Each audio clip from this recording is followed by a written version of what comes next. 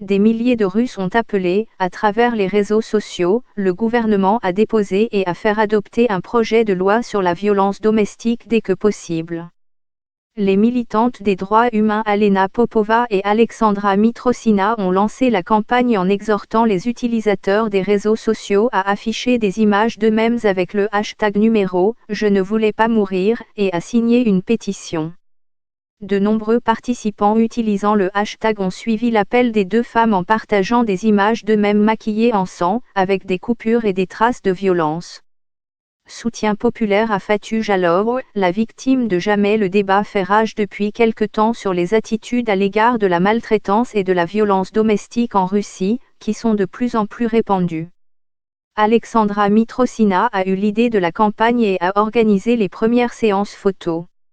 Son image sur Instagram a eu plus de 420 000 likes et est parmi les plus largement partagées. Dans sa publication, elle met en lumière l'histoire d'Olga Sadikova, qui aurait été tuée par son mari le 8 juillet dans le village de Kumisnoye. L'agression a eu lieu devant son fils de 8 ans, selon sa famille.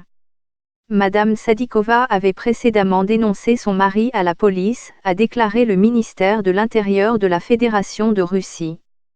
Et, en juin, des agents avaient commencé à enquêter sur lui pour suspicion de lésions corporelles graves et menaces de mort. Oksana aurait été en vie si nous avions eu une loi sur la violence domestique, a déclaré Madame Mitrosina. En Éthiopie, les femmes brisent le plafond de verre. Elle estime alors que la Russie a besoin d'un projet de loi fédérale sur la prévention de la violence domestique et l'aide à ceux qui en ont souffert. Il y a une chance qu'il soit examiné cet automne. Pour que cela se produise, nous avons besoin d'un maximum de protestations publiques, dit-elle. Son post a été partagé par la législatrice Oksana Puskina, qui travaille actuellement sur un projet de loi contre la violence domestique. Elle a déclaré au service anglais de la chaîne de télévision russe RT que la loi sur la prévention de la violence domestique est nécessaire pour que le nombre de ces crimes soit aussi faible que possible. Le système actuel de mesures et de lois ne suffit pas à protéger la victime du fauteur de troubles, a-t-elle constaté. La blogueuse Oksana Kravtsova explique à ses abonnés qu'en Russie, une femme sur 3 est battue par son mari ou son partenaire.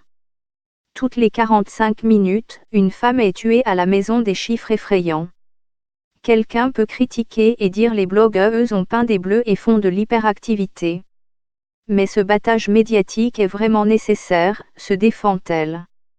Comment les tâches domestiques ont transformé un homme violent. Pas de sexe sans combat. S'attaquer au machisme en RDC. Elle suggère que les organisateurs de la campagne luttent pour l'adoption de la loi sur la violence domestique, mais tant que la société pensera que la violence est acceptable, aucune loi ne fonctionnera. L'activiste espère qu'après ces images de blogueuses battues, au moins quelqu'un pensera que la violence physique, morale ou sexuelle dans la famille n'est pas une norme, qu'une famille est faite de sécurité et d'amour. Le mois dernier, le hashtag numéro #NoTerfo, numéro en russe, a beaucoup mobilisé sur les médias sociaux russes alors que les femmes l'utilisaient pour attirer l'attention sur ce qu'elles considéraient comme le piètre bilan du pays dans la lutte contre la violence et les agressions sexuelles faites aux femmes. Toutefois, Madame Popova a déclaré qu'elle doutait initialement que l'Instagram soit un forum approprié pour créer un mouvement puissant ayant le pouvoir de protéger les droits des victimes de la violence.